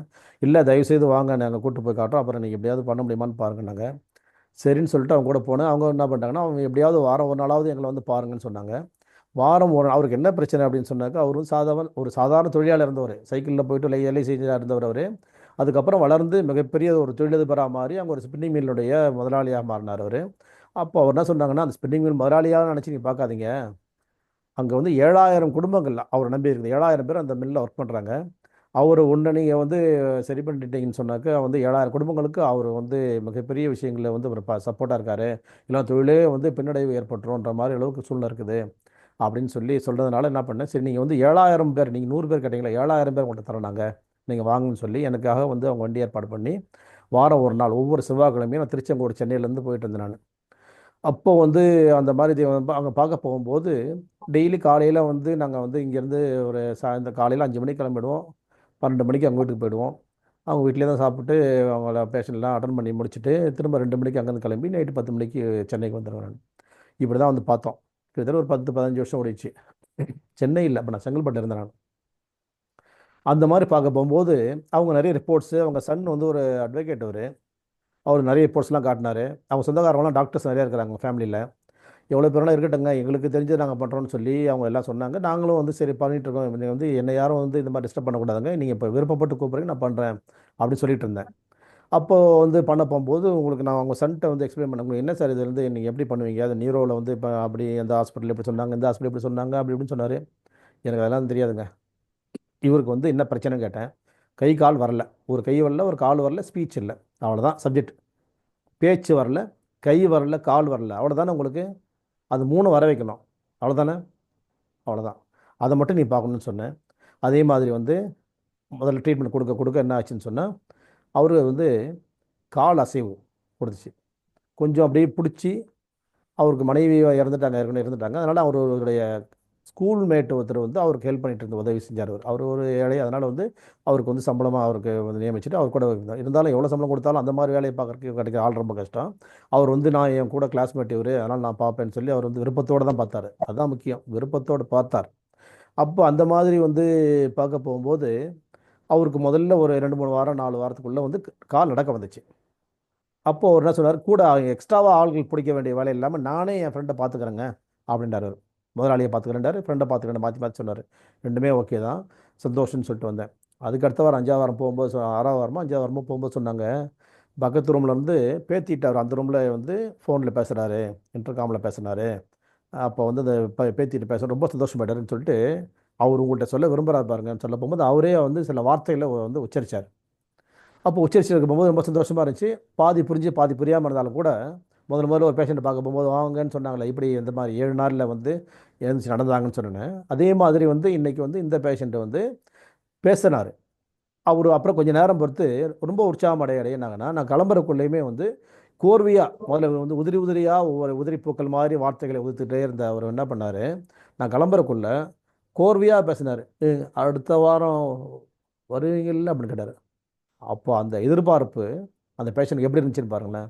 அந்த கேட்ட கேள்வி வந்து அடுத்த வாரம் நீங்கள் எப்போ வருவீங்க, எப்போ அந்த செவ்வாய்க்கிழமை வரும்ன்ற எதிர்பார்ப்பை அன்றைக்கி ஏற்படுத்திச்சு அது. அதுக்கப்புறம் வந்து பார்த்துட்டே இருந்தோம். ஒரு தீபாவளி வரைக்கும் பார்த்தோம். தீபாவளி வந்து முடிஞ்சோன்னா அடுத்த வாரம் நான் வரப்போகும்போது அவங்க சன்னு சொன்னார், இந்த மாதிரி வந்து ஹாஸ்பிட்டலுக்கே போகாமல் வைத்தியம் பண்ணுறீங்கன்னு சொல்லி எல்லாம் சொல்கிறாங்க சார். யார் சொல்கிறாங்கன்னு, தீபாவளிக்கெல்லாம் ரிலேஷன்ஸ்லாம் வந்தாங்க, டாக்டர்ஸ்லாம் நியூரோ சர்ஜன்லாம் இருந்தாங்க. அதில் எங்கள் ரிலேஷன்ஸ் நிறையா இருக்கிறாங்க. அந்த மாதிரி அவங்கெல்லாம் வந்து போய் நீங்கள் அங்கே போய் பாருங்கள், இப்போ பாருங்கள், இந்த மாதிரி இங்கே சென்னைக்கு போய் பாருங்கள், பெங்களூர் போவாங்கன்னு சொல்லி சொல்கிறாங்க. நாங்கள் வந்து ஏன் டெஸ்ட்டே எடுக்காமல் இருக்கிறீங்களேன்னு கேட்குறாங்க அப்படின்னு சொல்லி சொன்னார். சரி, டெஸ்ட்டு வந்து எடுக்கணும்னா வந்து நீங்கள் வந்து என்னை எதுக்கு எடுக்க போகிறீங்க எனக்கு நான் வந்து என்ன சொன்னேன், உங்களுக்கு 3 விஷயங்கள் தானேங்க சொன்னேன். அதில் முதல் விஷயம் வந்து நடக்க ஆரம்பிச்சிட்டாரு, பரவாயில்ல. இப்போ உந்தி உந்தி நடந்தாலும் பரவாயில்ல, நடக்கிறாரு, பேச ஆரம்பிச்சிட்டாரு, விட்டு விட்டு பேசினாலும் கூட பேசுகிறாரு. அந்த 2 விஷயங்களும் நம்ம ஜெயிச்சிருக்கோமா இல்லையா? இல்லை, அதெல்லாம் நீங்கள் சொல்கிறதெல்லாம் வாஸ்தவம் தான் சார். ஆனால் எல்லாரும் டெஸ்ட் எடுங்கன்னு சொல்லும்போது எடுக்காமல் இருந்தால் நல்லா இருக்காது. நீங்கள் ஒரு அனுமதி கொடுத்தா எடுக்கிறேன்டாரு. என்னுடைய அனுமதி தேவையில்லைங்க. உங்கள் அப்பாவுக்கு டெஸ்ட் எடுக்கிறதுக்கு என்னுடைய அனுமதி எதுக்காக நீ கேட்குறீங்க? ஆனால் ஒன்று, அது எடுத்ததுக்கு அப்புறமா ஒன்று நான் வர விரும்ப மாட்டேன், இல்லைன்னா நீ என்னை கூப்பிட மாட்டீங்க, ரெண்டும் நடக்கும் அப்படின்னு சொன்னேன். இப்போ என்னங்க உங்களுக்கு பேச்சு வந்துருச்சு, கால் வந்துச்சுங்க, கை தாங்க வரல. இந்த கை ஏன் வரலன்னு சொன்னேன். இந்த கை வந்து ஹார்ட்டோட கனெக்டடு. இது நரம்பு மண்டலமும் ஹார்ட்டும் ஒன்றா வந்து அந்த இடத்துல ஃபங்க்ஷன் வந்து ரொம்ப டிஸ்டர்ப் ஆகிருக்குது. இந்த மோட்டார் ஒர்க் பண்ணல. அதனால் வந்து இந்த பகுதி கையை மட்டும் அவரால் வந்து இன்னும் தூக்க முடியல. இந்த ஃபிங்கரிங்கில் கூட லேசாக ஏதோ வந்திருக்குது, கொஞ்சம் வெயிட் பண்ணுங்களேன் அப்படின்னு சொன்னேன். நீங்கள் இல்லைங்க, நீங்கள் அடுத்த வாரம் எப்பவும் போல் வரலாங்கன்றாரு. ம், நான் வரமாட்டேன். நீங்கள் கால் பண்ணீங்கன்னா வருவேன், ஆனால் நீங்கள் பண்ண மாட்டீங்களோ பண்ணுவீங்களோன்றது டவுட்டோடு தான் போகிறேன்னு சொல்லிட்டு வந்தேன் நான். அதுக்கு முன்ன வாரம் என்ன சொன்னார் அவர், 2 வாரத்துக்கு முன்னாடி, அடுத்த வாரம் எப்போ வருவீங்கன்னு அவங்க அப்பா கேட்டார். ஆனால் இப்போ அவர் வந்து அவரு வந்து சொல்லலை, முடிவெடுத்தது அவங்களோட சன்னு. அதே மாதிரி வந்து அவங்க ஃபேமிலி எல்லாம் இந்த மாதிரி தீபாவளிக்கு வந்தவங்க எல்லாம் வந்து, என்னப்பா இப்படி ஒரு குட்டாம்போக்கில் வச்சுக்கிட்டு நீ வக்கீலாக வந்து என்ன படித்த நீ கிழிச்ச, நீ உங்கள் அப்பா அவ்வளோ படிக்க வச்சிருக்கிறாரு, அவருக்கு நீ நல்லது செய்ய வேணாமா, உனக்கு அவர் எப்படி நல்லது செஞ்சுருக்கிறாரு, நீ ஒன்லி சன்னு, அவங்க அக்கா வந்து அவங்க கட்டி கொடுத்தாச்சு, நீ வந்து இப்போ இந்த மாதிரி வச்சுட்டு உட்காந்து வீட்டில் உட்காந்துக்கிட்டு நம்ம அக்கு பஞ்சர் பண்ணுறேன்னு பண்ணிட்டு உட்காந்துக்கிறிய, இதெல்லாம் வந்து என்ன நியாயம் இருக்குது நீ அப்படின்னு சொல்லிட்டு கேட்குறாங்க. அதனால தாங்க நான் டெஸ்ட்டுக்கு போகிறேன், வேறு ஒன்றும் இல்லைங்க, எடுத்துக்கிட்டு நீங்கள் எப்போ போல் நீங்கள் அடுத்த வாரம் வந்துருங்க சார், நாங்கள் நீ கூப்பிடுங்க வரேன்னு சொன்னேன். போன இடத்துல எடுத்தோன்னே என்ன ஆச்சுன்னு சொன்னால், அவங்க என்ன பண்ணு, பிரெயினில் இந்த மாதிரி கட்டியிருக்குது, இவனை சர்ஜரி பண்ணணும் அப்படின்னு சொல்லி பண்ணி முடித்து வந்து பேக் பண்ணி அனுப்பிட்டாங்க. அதுக்கு அடுத்த வாரம் அவங்க கூப்பிடல. நான் பாட்டில் எப்பவும் போல் அந்த ஒரு வாரம் நான் வந்து முசிறிக்கு போவேன்.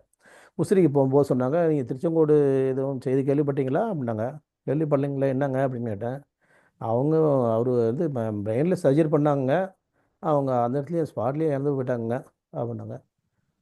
அப்படியா, சரி. அவருக்கு வந்து எல்லாம் உள்ள இறைவன் வந்து அமைதியை தர வேண்டும் அப்படின்னு சொல்லி ப்ரேயர் பண்ணோம். அவ்வளோதான், அந்த மேட்டர் முடிஞ்சுச்சு.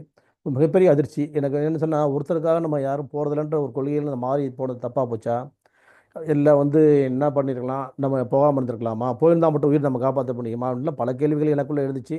கேள்விகள் எல்லாம் வந்து எனக்கு முன்னால் வந்து நடந்துகிட்டே போகுது, நான் பின்னாடி நடந்துட்டு போகிறேன். அவ்வளோதான், காலம் போயிடுச்சு, முடிஞ்சிச்சு. இது ஒரு பார்ட்டு. அப்போது அவருக்கு என்னால் கொடுக்க முடிஞ்சது அப்படின்னா, என்னாலன்னா நான் இல்லை, இந்த சப்ஜெக்ட் இந்த அக்குபஞ்சர் மருத்துவத்தால் என்ன கொடுக்க முடிஞ்சதுன்னு சொன்னால் 3 விஷயங்கள் அவருக்கு இல்லை. இதுதான் நான் சொல்கிறேன், மூளையில் கட்டியாதுன்றவும் என்ன வேணும் இருந்திருப்பாரு, அதெல்லாம் அவசியம் இல்லை. அவருக்கு தேவை வந்து ஸ்பீச்சு, கை தூக்கணும், கால் அசையணும். காலும் ஸ்பீச் வந்ததுக்கப்புறம் கை மட்டும் தானே வரல. நீங்கள் ஏன் அதை வந்து எங்களுக்கு மேலே நம்பிக்கை வைக்கக்கூடாது அப்படின்றத நான் உங்கள்கிட்ட கேட்ட கேள்வி. உங்கள் இடத்துல வந்து கேள்வி வைக்கிறேன், யோசிச்சு பாருங்கள். அந்த மாதிரி உங்களுக்கு என்ன தேவையோ அது ரிசல்ட் கிடைக்குதா இல்லையா? அது போய் டெஸ்ட் எடுங்க, அதெல்லாம் எடுத்துட்டதுக்கப்புறம் உங்களால் வந்து மீண்டும் வர முடிஞ்சுதா? நான் டெஸ்ட் எடுத்துட்டோம், நாங்கள் வீட்டில் போய் பார்த்துட்டு அப்புறமா வரோன்னு சொல்லிட்டாங்கன்னு வர முடிஞ்சுதா உங்களால்? காப்பாற்ற முடிஞ்சிச்சா அவரை? நீங்கள் உங்கள் அப்பா உங்களுக்கு நன்மை செஞ்சார், அவங்க வந்து அவருக்கு நீங்கள் நன்மை செஞ்சீங்களா? முடிவு எது வேணா இருக்கட்டுங்க, நம்முடைய வந்து பாதை பயணம் வந்து சரியா இருக்குதா? பாதை மாறிய பயணம் வந்து எப்பவுமே வெற்றியடையாது. சரி, அடுத்தது இன்னொரு பேஷண்ட்டு வல்லக்கோட்டை அப்படின்னு ஒரு ஊர். வல்லக்கோட்டை எங்கே இருக்குன்னு சொன்னால், சிங்கப்பெருமாள் கோயில். இப்போ எல்லாம் வந்து சவுத்துலேருந்து வர சென்னைக்கு வரவங்களுக்குலாம் தெரியும். செங்கல்பட்டுக்கு அடுத்து சிங்கப்பெருமாள் கோயில். அங்கேருந்து ஸ்ரீபெரும்புதூர் போகிற வழியில் வல்லக்கோட்டைன்றது ஒரு இடம் இருக்குது. அந்த இடத்துல வந்து முருகன் கோயில் ஃபேமஸ் அது. வல்லக்கோட்டை முருகன்றது ஒரு ஃபெமிலியரான ஒரு பிளேஸ் அது. அந்த முருகனை பார்க்குறதுக்காக நிறைய டூரிஸ்ட் நிறைய வருவாங்க. பிலிகிரிமேஜ் எல்லாம் நிறைய பேர் கூண்டு கூண்டமாக வருவாங்க. அந்த ஊரில் ஒருத்தர் வந்து ராஜேந்திரன் சொல்லி பேர் அவர். அவர் வந்து இபியில் வந்து ஃபோர்மேன். ஏற்கனவே என் கிளாஸ்மேட் ஒருத்தர் சந்திரசேகரன் இபியில் ஃபோர்மேனாக இருந்தால் ரிட்டையர் ஆனு சொன்னேன். இன்னும் வந்துட்டு இருக்கிறான்னு சொன்னேன். அது இல்லை, இவர் வேறு பழைய ஃபோர்மேன். இவர் புது ஃபோர்மேன். அவர் ஒரு என்ன பண்ணாருன்னா, அவர் ஒரு நாள் வந்து திடீர்னு வந்து ஸ்ட்ரோக் அட்டாக் ஆகி கை கால் விழுந்து போச்சு. இது ஸ்பீச் இல்லை, கான்ஷியஸ் இல்லை. சென்னையில் இது ஒரு ஹாஸ்பிட்டலில் வந்து பேர்லாம் தெரியும். நம்ம எதுக்கு இதெல்லாம் பேர் யூஸ் பண்ண வேணான்றக்கா பேர் சொல்லலை. அந்த ஹாஸ்பிட்டலில் அட்மிட்டடு. நான் வந்து நீங்கள் வந்து பார்க்க முடியுமா கேட்டாங்க. நான் ஹாஸ்பிட்டலில் வந்து பார்க்க பழக்கம் இல்லைங்க எனக்குன்னு சொன்னேன் நான். இல்லை இல்லை, தயவுசெய்து வாங்க அப்படின்னாங்க. வந்து என்னால் ஒன்றும் பெருசாக பண்ண முடியாதுங்க. அங்கே பண்ண விட போகிறதில்ல. நம்ம வந்து ஒரு பார்வையாளராக வந்துட்டு வந்து ஒரு மனசங்கடத்தோடு வரணுங்கன்னு சொல்லி பார்த்தேன். கேட்கல, என்னை கூப்பிட்டு போனாங்க. சரின்னு சொல்லிட்டு அந்த ஹாஸ்பிட்டலுக்குள்ளே, இங்கே தான் வந்து அம்ஜிகரில் ஹாஸ்பிட்டல், அங்கே போனோம். உள்ளே போனோம். போய் பார்த்துட்டு அப்போ வந்து சும்மா வந்து கை தொட்டு பாருங்கன்னாங்க. நர்ஸ் அப்படி பார்த்துட்டே இருந்தாங்க நம்மளை. சும்மா கை தொட்டு பார்த்தேன், பல்ஸ் பார்த்தேன். அப்புறம் எப்படி சுற்றுன்னு அப்படி பார்த்தேன். என்ன சார் சரின்னு கேட்டாங்க. இல்லைம்மா சும்மா கையை பிடிச்சி பார்க்குற ஃப்ரெண்ட் அவர் அப்படின்னு சொன்னேன். அப்புறம் பேசாமல் நின்ட்டாங்க அவங்க. பார்த்துட்டு அப்புறம் இன்னொரு நர்ஸ் வந்தாங்க. என்ன சார் பண்ணுறீங்க நீங்கள், இங்கே என்ன பண்ணுறீங்க நீங்கள் அப்படின்னாங்க. ஒன்றும் இல்லைங்க, நான் என்ன கையை பிடிச்சி பிடிச்சி பண்ணுறீங்க, நீங்கள் என்ன பண்ணிட்டு இருக்கீங்க நீங்கள் அப்படின்னாங்க. இல்லைங்க சும்மா பார்க்குறேன். சும்மா பார்க்குறீங்க, கை தொடாமல் பாருங்கள், என்ன பண்ணுறீங்க நீங்கள் வர அப்படின்னாங்க. சரி, நான் கிளம்புறேங்கன்னு சொல்லி கிளம்புனேன். அப்புறம் அவங்க அந்த அவங்க ஒய்ஃப் வந்து ஒரே கண்ணில் அழுதுட்டு, ஏதாவது பார்த்துட்டு ஏதாவது சொல்லுங்களேன் அப்படின்னாங்க. சரி, நீங்கள் வந்து ம், சாமிக்கு ப்ரேயர் பண்ணுறேன்னு சொல்லி அவர் சொல்லுங்கள் அந்த அம்மாட்ட. அவர் கூட சேர்ந்து நான் வந்து நின்று பார்க்கணுன்னு சொல்லி சொல்லுங்கள். நீங்கள் என்ன நீங்கள் இது மாதிரி கேட்குறேன் அப்படி நான் இன்னொரு நர்ஸ் இருக்காங்க, நான் வந்து அவங்கள்ட்ட கேட்டு வரேன்னு சொல்லிட்டு போயிட்டு, அவங்க வந்து சரி நீங்கள் பண்ணுங்கள், என்ன ப்ரேயர் பண்ணுறேன்னா பண்ணுங்கள். இதில் அவர் ப்ரேயர் பண்ணார், அது ஓதி இது ஏதோ செய்வார் அப்படின்னு சொன்னோன்னா, கை பிடிச்சி தான் ஓதுவார் அப்படின்னு சொன்னோன்னா, சரி நீங்கள் வந்து அந்த அம்மா வந்து ஒன்று மஞ்சள் புடவைலாம் கட்டியிருந்தாங்க. அந்த முருகனுக்கு இது வந்து இதை நேர்த்திக்கணும். அப்போ அவங்க என்ன சொன்னாங்க, என்னை ஒட்டி நேர் இல்லைங்க நீங்கள், நான் வந்து பார்க்குறத அவங்க பார்க்க வேணாம் நீங்கள். நான் வந்து இந்த டிவி மானிட்டரில் பார்த்துட்டு பார்த்துட்டு வந்து என்ன பண்ணுறாங்கன்னா, கேமராவில் பார்த்துட்டு வந்து இங்கே வந்து நம்மளை பார்க்குறாங்க. என்னை ஒட்டி நில்லுங்கன்னு சொன்னேன். என்ன சொல்லிட்டு போய் பல்ஸ் பார்த்துட்டு கால் கட்டை விரல் பக்கத்தில் அப்படியே தள்ளி தள்ளி வந்து ஒரு பாயிண்டில் டச் பண்ணேன். பல்ஸு நார்மலாச்சு. இப்போ என்ன சொன்னாங்கன்னு கேட்டேன். வெளியே பேசலாமான்னு. பரவாயில்ல சொல்லுங்கண்ணே, உயிர் வந்து கேரண்டி இல்லை, எந்த நிமிஷம் உயிர் போய்டுன்னு சொன்னாங்க. நான் சொன்னேன், காலையில் முடிச்சிடுவார், முடிச்சோடனே டிஸ்சார்ஜ் பண்ணி வீட்டுக்கு வந்துடணும், ஓகேயா அப்படின்னு சொன்னேன். அப்படிங்களா அப்படின்னாங்க. இன்னும் கொஞ்சம் அந்த அம்மாவுக்கு வேகமாக கண்ணில் தண்ணி வந்துருச்சு. அவங்க பேர் செல்வி. எனக்கு ஏற்கனவே தெரியும் அவங்கள. நான் சிறுபடக்காரனாக இருக்கும்போது அவங்க பிள்ளைங்களுக்குலாம் வந்து நான் தான் காலை ஷூ மாட்டி விட்டு சாக்ஸ் மாட்டி விட்டுவேன். எனக்கு தெரிஞ்ச ஃபேமிலி அவங்க. அப்போ சொன்னேன், செல்வி கொஞ்சம் அமைதியாக இருங்க என்ன. அப்படியே ரொம்ப அழ ஆரம்பிச்சிட்டாங்க. சரி வெளியே வாங்க போகலாம்னு சொல்லிட்டு வெளியே கூட்டு வந்துட்டேன். ம். நாளைக்கு காலையிலேயே வந்து கேரண்டியே இல்லை, நைட்டு எந்த நேரமும் உயிர் போயிடுன்னு சொல்லியிருக்காங்க அப்படின்னு சொன்னேன். இல்லை இல்லை, அப்படி இல்லை. அப்படி இருந்தால் நம்மோட அதே மாதிரி தான் மௌனமாக நான் போயிருப்பேன். அப்படி இல்லை, இந்த உயிர் வந்து பொழைச்சிடுவார் அவர். கண் திறந்து பார்ப்பார், உங்கள்கிட்ட பேசுவார், எந்திரிப்பார், நடப்பார். நாளை காலைல கண் திறந்தாருன்னா டிஸ்சார்ஜ் பண்ணிக்கிட்டு செங்கல்பட்டு வந்துருங்க. நேரம் கொஞ்சம் வெள்ளைக்கோட்டைக்கெல்லாம் கூப்பிட்டுருக்காங்க டெய்லி. எனக்கெல்லாம் வரமாட்டேன், நான் வேலை இருக்குது. செங்கல்பட்டில் ஒரு வீட்டை பிடிச்சிருங்க. அங்கே வந்து வேணால் நான் வீட்டில் வந்து நான் வந்து பார்க்குறேன், இல்லை ஸ்டூடெண்ட்ஸ் வந்து பார்ப்பாங்க அப்படின்னு சொல்லி சொன்னேன். சரின்னு சொல்லிட்டு அப்புறம் நான் புறப்பட்டு வந்துட்டேன். மறுநாள் காலையில் ஃபோன் பண்ணாங்க. கண் முழிச்சிட்டாரு, ரொம்ப சந்தோஷம், டாக்டர் பேசுகிறேன்ட்டு. அப்புறம் வந்து அவங்க அந்த அம்மா வந்து ரொம்ப சந்தோஷம், ஐயோ நம்ம வந்து கடவுள் வழி விட்டாரு அப்படின்னு பேசுனாங்க. இப்போ டிஸ்சார்ஜ் பண்ணுங்கன்னு சொன்னேன். இந்த டாக்டர் என்ன சொல்கிறான்னு கேட்டுன்னு சொல்கிறேன் அப்படின்னு சொன்னாங்க. மத்தியானம் ஃபோன் பண்ணாங்க. இப்போ வந்து பாருங்கள், உயிர் ஆபத்தான கடத்தில் தாண்டிட்டாரு, இன்னும் ஒரு வாரம் நீங்கள் இருந்து தான் போகணும்னு சொல்லிட்டு டாக்டர், இன்னும் ஒரு வாரம் இருந்து தான் போகணும்னு சொல்லிட்டாங்க. நான் இங்கே எப்படிங்க மீற முடியும், நான் ஒரு வாரம் கழித்து பார்க்கலாங்கன்ட்டாங்க.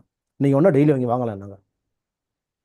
நீ போன வை மணி முதல்ல, நீ உங்கள் விருப்பம், நீ இருக்கிறத பற்றி நான் வேணான்னு சொல்லலை, என்னையே கூப்பிட்றீங்க நீங்கள், வச்சுருங்க அப்படின்னு சொல்லிட்டு வச்சுட்டேன். அப்புறம் ஒரு வாரம் ஆச்சு, 10 நாள் ஆச்சு, 15 நாள் ஆச்சு. அவங்க என்ன பண்ணிட்டாங்கன்னா, இப்போ வந்து பாருங்கள் நாங்கள் எல்லாம் பெட்டராக வந்து ரிசல்ட் கொடுத்துட்டோம், டிஸ்சார்ஜ் பண்ணிடலாம் நீங்கள். ஆனால் வந்து இன்னும் ஒரு நாள் இருந்தால் நல்லாயிருக்கும். நீங்கள் வந்து வாலண்டரியாக கேட்கறதுனால வேணால் அனுப்புகிறோம், நீங்கள் வந்து ஃபிசியோதெரபிஸ்ட் பார்த்துக்குங்க. நாங்கள் அது பார்த்துக்கலாம், ஃபிசியோதெரபிஸ்ட் பார்க்கறத பற்றி நான் வேணான்னு சொல்லலை. அதே நேரத்தில் வந்து நீங்கள் வந்து இந்த மாதிரி வந்து ஒரு இயற்கை மருத்துவத்தை வந்து நீங்கள் பயன்படுத்தினா நல்லா இருக்கும்ன்றதை வந்து அவங்களுக்கு புரிய வைக்க முடியும். வந்து அவங்க புரிஞ்சிருச்சு. வீடு பிடிச்சாங்க செங்கல்பட்டில். 3 மாதம் வந்து வீடு பிடிக்க சொன்னேன். 44 நாள்லேயே வந்து என்ன பண்ணாங்கன்னு சொன்னால், அவங்க வந்து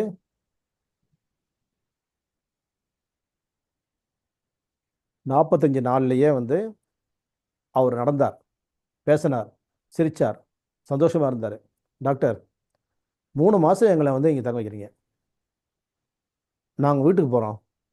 எப்போ டெய்லி வர சொன்னால் அங்கேருந்து வரேன். நான் வீடுலாம் பிடிச்சி இங்கே இருக்க முடியாது. நான் வீட்டில் சொந்த வீட்டெலாம் விட்டுட்டு நான் ஏன் செங்கல்பட்டு வாடகை வீட்டில் இருக்கணும் அனாதியா அப்படின்னாரு. சந்தோஷம், போயிட்டு வாங்கன்னு சொன்னேன். நான் தடுக்கலை. நீங்கள் எடுத்த முடிவு கரெக்டு தான். ஏன்னு சொன்னால் உங்களுக்கு தான் எல்லாமே வந்துருச்சே, நீங்கள் போயிட்டு வாங்க. ஆனால் வந்து பீரியாடிக்கலாக ரிவ்யூ வாங்க, நீங்கள் வாரம் ஒரு நாள் 2 நாளாக வந்து காட்டுங்கன்னு சொன்னேன். வந்தார். அதுக்கப்புறம் ஒரு நாள் வந்து எனக்கு ஃபோன் பண்ணார். நான் வந்து எனக்கு ரிட்டையர்மெண்ட்டுக்கு நான் வந்து லீவில் தான் இருந்தேன், மெடிக்கல் லீவில். இப்போ எனக்கு வந்து டைம் ஆகிடுச்சு ரிட்டையர்மெண்ட் ஃபங்க்ஷனுக்கு நீங்கள் வரணும் அப்படின்னு சொன்னார். நான் எதுக்குங்க வர போகிறேன், ஈபிக்கெலாம் நான் வரமாட்டேங்கன்னு சொன்னேன். இல்லை நீங்கள் வரணும் அப்படின்னு சொன்னார். அப்புறம் அது போகும்போது கொஞ்சம் லேட் ஆகிடுச்சு. கிட்டத்தட்ட ஒரு 200-300 பேர் இந்த இடத்துல வந்து கிட்டத்தட்ட ஒரு 50 பேர் தான் இருந்தாங்க. மிச்சம் பேர்லாம் போயிட்டாங்க. நான் போகிற லேட் ஆகி போச்சு. எல்லாம் வேலைலாம் முடிச்சுட்டு ஈவினிங் போனேன். போகும்போது இவங்க வந்து ரிட்டையர்மெண்ட்டுக்கு எனக்கு போட வந்த மாலையை நான் வாங்கி அப்படியே வச்சுருக்கிறேங்க. இது உங்களுக்கு தான் போடணும், எல்லாரும் பார்க்கணும், அவ்வளோ பேர் நாங்கள் மடக்கி வச்சுருந்தோம், நீங்கள் வந்து லேட்டாக வந்துட்டீங்க, என்ன சார் அப்படி பண்ணுறீங்க நீங்கள் அப்படின்னாரு. இல்லை சார் பரவாயில்ல, நீங்கள் மாலைலாம் எனக்கு போட வேணாம், ஆண்டவனுக்கு நன்றி செலுத்துங்க. எல்லாத்துக்கும் மீறி சக்தி ஆண்டவன் ஒருத்தன் தான், ஒன்றே குலம் ஒருவனே தேவன். அங்கே நீங்கள் வந்து உங்களுடைய நன்றியை அங்கே செலுத்துங்க, எனக்கு கிடையாது. நான் வந்து ஒரு டூல், நான் ஒரு கருவி, நான் ஒரு வெப்பன், நான் ஒரு ஆயுதம் அப்படின்னு புரிஞ்சுங்கன்னு. எல்லாம் புரியுது, இருந்தாலும் இந்த மாலை உங்களுக்காக காத்திருக்கிறது அப்படின்னு சொல்லிட்டு கழுத்தில் போட்டார். போட்டெல்லாம் பிடிச்சாரு, சந்தோஷமாக இருந்தார். அப்புறமா சொன்னார், நீங்கள் ஷூ மாட்டி விட்டீங்களே எங்கள் பையன் சரவணன், அவன் லேப் டெக்னீஷியன், இப்போ விஜய் ஹாஸ்பிட்டல் ஒர்க் பண்ணுறான், அவனுக்கு அக்குபஞ்சரிஸ்டாக மாற்றுங்க இப்போ நீங்கள், அன்னைக்கும் நீங்கள் தான், இன்னைக்கு நீங்கள் தான் அப்படின்னு சொல்லிட்டு என்கிட்ட கொண்டாந்து விட்டார். இதை நான் மறந்துட்டேன். நேற்று ஃபேஸ்புக்கில் சரவணன் என்ன பண்ணியிருக்கிறாரு, ரிக்வஸ்ட் கொடுத்துருந்தாரு. யார் இவன் சரவணன் அப்படின்னு பார்த்தேன், வல்லக்கோடின்னு பார்த்தேன். ஓ, ராஜேந்திரனை மறந்தே போயிட்டோமே அப்படின்னு சொல்லிட்டு உடனே அவருக்கு வந்து அதை கன்ஃபார்ம் பண்ணிவிட்டு இன்றைக்கி அந்த செய்தியை உங்களுக்கு ஷேர் பண்ணிட்டு இருக்கிறேன். நான் மறந்தே போயிட்டேன் அந்த மேட்ரை. இந்த மாதிரி வந்து ஆயிரக்கணக்கான பக்கவாத நோயாளிகள் எல்லாம் நான் வெற்றி அடைந்திருக்கின்றோம் என்ற செய்தி வந்து அக்குபஞ்சர் மருத்துவம் இந்த நியூராலஜிக்கல் கண்டிஷன்ஸை வந்து கரெக்ட் பண்ணுறதுக்கு இதுதான் வந்து சுப்பீரியர் மருத்துவம் என்னுடைய கருத்துன்றது நான் பண்ண சொல்ல. ப்ரொஃபஸர் ஆண்டன் ஜெயசூர்யா அவர்கள், அவர் வந்து அலோபதிக் டாக்டர், அவர் சொல்கிறாரு, இதை வந்து இந்த சயின்டிஃபிக் மெடிக்கல் சிஸ்டத்தில் வந்து இதற்கான சோர்சஸ் கிடையாது. அதனால் இது வந்து அக்குபஞ்சர் ரொம்ப வேல்யூவான ஒரு சப்ஜெக்டாக இருக்குது இந்த நியூரோ கண்டிஷன்ஸை சரி பண்ணுறதுக்குன்னு சொல்லிட்டு அவர் எழுதியிருக்கிறாரு. இதை போன வாரமும் உங்கள்கிட்ட சொன்னேன், நான் இன்றைக்கும் உங்கள்கிட்ட பதிவு பண்ணுறேன். கடைசியாக வந்து ஆரோக்கியத்தின் அழைப்பு. இந்த ஆரோக்கியத்தின் அழைப்பில் பக்கவாதத்தை சரி செய்வதற்கு நாம் வந்து என்ன புள்ளிகளை பயன்படுத்தலாம், இந்த புள்ளிகளை வந்து நீங்கள் பயன்படுத்தினாலும் கூட பயன் இருக்குது. ஏன்னா எல்லா சர்க்கியூட்டையும் கரெக்ட் பண்ணுறீங்க. அதன் மூலமாக வந்து என்ன ஆகும்னாக்க இது பிரெயினுக்கோட கனெக்ட் ஆகிட்டு இருக்குது. இந்த இடம் வந்து இந்த பிரெயினுக்கு போகுது, இந்த இடம் இந்த பிரெயினுக்கு போகுது. இதுவும் வந்து அதே மாதிரி தான். இது மாதிரி ஸ்பைனல் கார்டை கனெக்ட் ஆகிட்டு இருக்குது. பாடியினுடைய இதெல்லாம் ஸ்பைனல் கார்டை கனெக்ட் ஆகிட்டு இருக்குது. இது ஹார்ட்டோட கனெக்ட் ஆகிட்டு இருக்குது. இப்படி எல்லா இடமும் வந்து நமக்கு கையிலேயே இருக்குது. இதையும் தாண்டி வந்து என்ன செய்யலாம்னு சொன்னால், பாருங்கள், இந்த புள்ளி இது எல்லாருக்கும் நிறைய வாட்டி சொல்லியாச்சு. அழகின் சிரிப்பில் இந்த புள்ளிகளை அழகாக வந்து ஆக்குவதற்காக சொல்லியிருக்கிறோம். இந்த இடத்துலையும் இது பயன்படுது.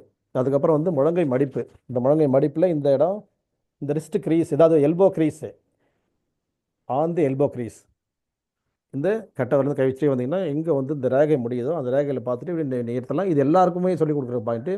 இந்த பாயிண்ட்டு வந்து எல்லாருக்கும் சொல்லிக் கொடுக்க போகும்போது அது வேறு விதமாக சொல்லிக் கொடுத்துருப்பேன். இப்போ சொல்கிற இந்த மோட்டார் பாயிண்ட்டு, இந்த மோட்டார் பாயிண்ட் வந்து மோட்டார் நரம்புகளுடைய இயக்கத்தை சரி செய்வதற்கு பயன்படுகிறது. அதேமாதிரி காலில் முழங்காலுக்கு சைடில் ஒரு பாயிண்ட் நான் அனுப்பியிருக்கிறேன், நான் ஷேர் பண்ணியிருக்கிறேன். இப்போ கூட சில பாயிண்ட்டில் விட்டுக்கிறேன். எல்லாமே இந்த 2-3 நாளில் உங்களுக்கு அனுப்பிட போகிறேன். இந்த பாயிண்ட்டோட முழங்காலுக்கு முட்டி கீழே ஒரு புள்ளி இருக்குது. அந்த புள்ளியும் நீங்கள் கொடுத்தீங்கன்னு சொன்னாக்க இந்த பக்கவாதம் முழுமையாக சரி செய்வதற்கு இந்த 3 புள்ளிகளும் ரொம்ப அதிகமாக பயன்படுது. நிறைய புள்ளிகள் இருக்குது இதில். இருந்தாலும் இந்த புள்ளிகள் வந்து இன்னும் அற்புதமாக வந்து இம்மீடியட் ரிசல்ட்ஸ் கொடுக்குது. அதேமாதிரி காலில் ஒரு பாயிண்ட் அழுத்தினே, அந்த பாயிண்ட் வந்து ரேரஸ்ட். அது ஏன்னு சொன்னால் அந்த நேரத்தில் வந்து அவருக்கு அது தேவைப்பட்டுச்சு. அதனால் உயிர் காப்பாற்றப்படுவதற்கு அந்த புள்ளி நான் பயன்படுத்தினேன் ராஜேந்திர சாருக்கு. இப்போ வந்து அது வந்து இப்போ சப்ஜெக்டாக ஸ்டூடெண்ட்ஸுக்கு தான் அதை சொல்லி தர முடியும். ஏன்னு சொன்னால் அது வந்து இப்போ அதை போய் பண்ணி யூஸ் இல்லை உங்களுக்கு. அந்த இடத்துல அதை பண்ணணும். எந்த இடத்துல அதை பண்ணணும்னு தெரியணும்னா அது நீங்கள் ஸ்டூடெண்ட்டாக மாற முடியும் இல்லையா? அந்த இடத்துல அதை பேசிக்கலாம். ஆக மொத்தம் யார் நீங்கள் ஸ்டூடெண்ட்டோ, நீங்கள் பேஷன்ஸோ, இல்லை வந்து நீங்கள் வந்து யார் வந்து அட்டண்டன்ஸோ யாராக இருந்தாலும், இல்லை பப்ளிக் காமன் பப்ளிக்கோ யார் வேணாலும் இருந்துட்டு போங்க. ஆனால் இப்போ அந்த முழங்கால் முட்டி கீழே சைடில் உள்ள ஒரு புள்ளி, முழங்கை மடிப்பில் ஒரு புள்ளி, இந்த ஒரு புள்ளி, இந்த 3 புள்ளிகள்லையே வந்து கிட்டத்தட்ட வந்து 10 பெனால்ட்டி கேஸஸில் வந்து 4 பேரை நீங்கள் 5 பேரை கரெக்ட் பண்ண முடியும்.